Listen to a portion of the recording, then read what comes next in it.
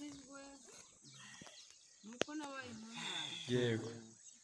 narirukanse ngatagangara nshaka ijuru ndaribura amabona nijoro nibiriza ubusa iminsi itatu igashira n'itanu igashira ariko ijoro sinigeze ndibona ariko imana yaje kunyereza ubuntu imuhereza k'ubuntu menya ko yesu yabambwe ku musaraba azira ibyaha byanjye yego ndangiza kumenya ko rero nakira ko yesu yari njye yabambiwe kumenya ko ngomba kumenya ko yesu ari umwami wanjye nta cyaha mfite imbere y'Imana yemeye kubatizwa rero uyu munsi mbihamishije kubatizwa ko ndi intungane imbere ya bene data amen amen amen nanjye ntabigisha ivuga nari impumyi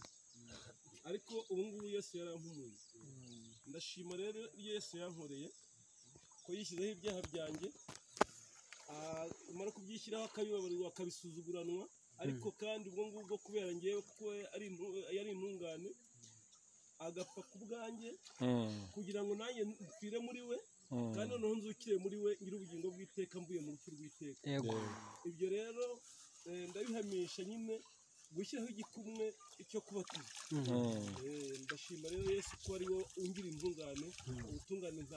nabushakishije ntashoboye kububona ariko noneho Yesu ubu ngubu yarawumpaye ndanezerewe mfite amahoro ndashima amen amen amen